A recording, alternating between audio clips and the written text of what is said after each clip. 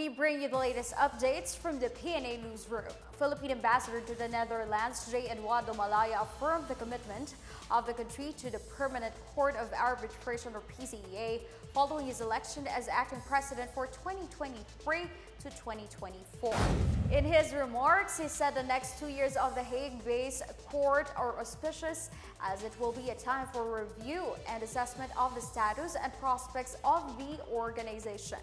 It is also a time for reflection on how they can sustain the PCEA as a dynamic, relevant, and faithful institution of arbitration, such as in handling the 2016 arbitral ruling in the South China Sea. The Department of Foreign Affairs said Malaya is the first Filipino elected as head of the council.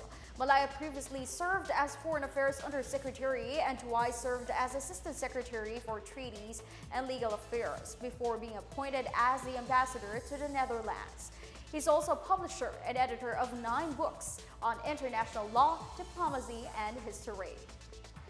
Lawmakers are one in expressing disgust over last month's incident at the West Philippine Sea, where a Chinese Coast Guard can be recalled forcefully retrieving the unidentified floating object being towed by the Philippine vessel in the waters of Pag-asa Island.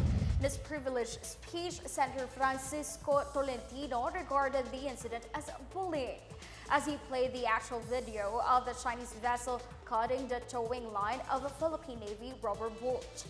He said the footage showed how dangerous it was, despite the downplaying of China saying the debris was retrieved after a friendly consultation. He said the incident was a gross violation of the Philippine sovereignty under the 1982 United Nations Convention on the Law of the Sea, or UNCLOS, and the 2016 Arbitral Award. Meanwhile, Senate President Juan Miguel Zubiri and Senate Majority Leader Joel Villanueva moved to adopt unnumbered resolutions stating disgust over the incident, citing the persistent violations committed by China. The resolution will also mention the bravery of the Philippine naval soldiers who face such a massive force unarmed and in just a rubber boat.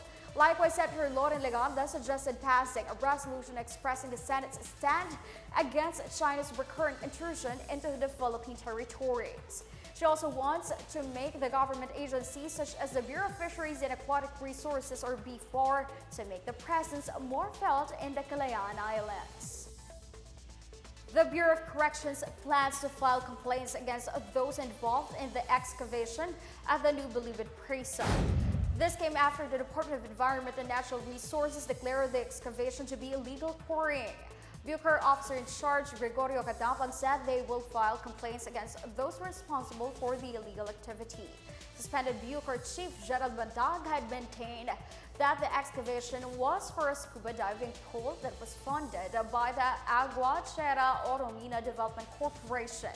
Meanwhile, Justice Secretary Jesus Crispin Remulla said that Bantag personally told him that he was digging for Yamushita treasure at the NBP.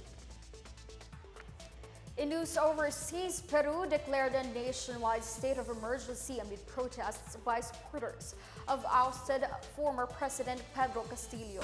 Defense Minister Alberto Otarola announced a new 30-day state of emergency, citing widespread violence, vandalism, and roadblocks. He said the measure will call for the suspension of the freedom of movement and assembly and could also include a nighttime curfew. Nationwide protests and roadblocks sparked after Castillo's arrest last week. The new President Dina Boluarte moved to ease tensions by calling for early elections set on December 2023.